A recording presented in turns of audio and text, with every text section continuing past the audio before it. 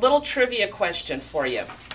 How many purchase agreements dealing with residential real estate are there available on zip forms? A bunch. 2 or 3. 1. 3? Yeah, something like 1?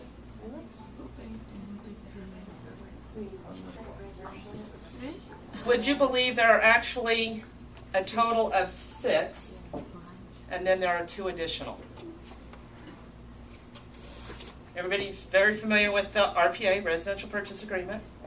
I'm going to read you a couple of the letter acronyms and just kind of put your hand up. Don't shout it out, but I want to see who knows what they are. PPA.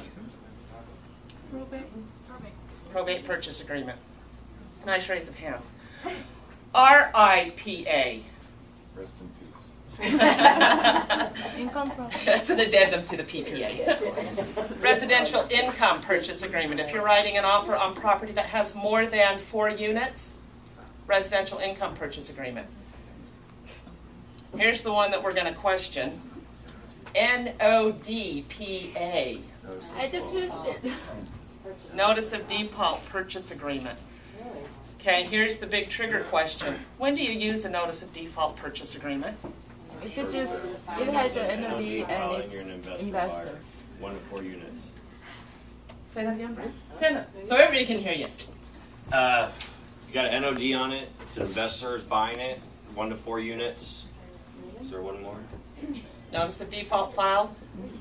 1 to 4 units. An investor is buying. It's non-owner occupied purchase, is that what it's? It's actually Non-owner occupied purchase. Owner occupied on a short sale, still RPA, right?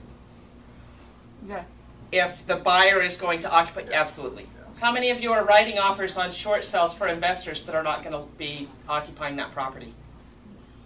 How many of you are using the NODPA? Raise your hand. High! Get them up there high! Good job. If the NOD has not been filed, you would use the RPA. If an NOD is filed before you go into escrow during the course of the negotiation, you need to rewrite that contract on the NODPA if you're dealing with a short sale. Okay?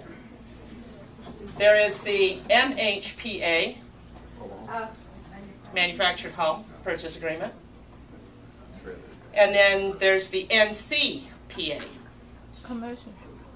NCPA, anyone? New Construction Purchase Agreement. Okay? And then there are two others. Vacant Land Purchase Agreement if you're writing on vacant land. And then there's a separate purchase agreement if you're writing on commercial property, if it's zoned commercial. Okay?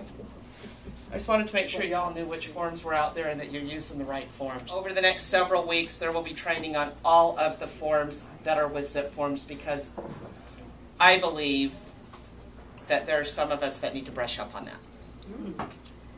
You know, I'm not soloing anybody out, I'm just saying, you know. Well, they're always coming out with new forms, and that's one thing that, you know, when they changed the purchase agreement, that's a form that we all use all day, every day, it's the staple of our business. But there are a lot of other supporting documents that are available to us that they don't publicize, that it is up to us to understand what those documents are. So, just be cautious, especially when you're dealing with investors. And the investors, as we all know, are like coming out of everywhere. So, just use caution. And if something doesn't look right and you have that kind of off feeling, come talk to Kim or I'm more than happy to help you walk through it and make sure that everything is on the up and up. You know, it's your license, it's your livelihood. It's that vehicle with which you are going to go to all those magical places that you want to go. You don't want to get the license for that vehicle taken away. Okay?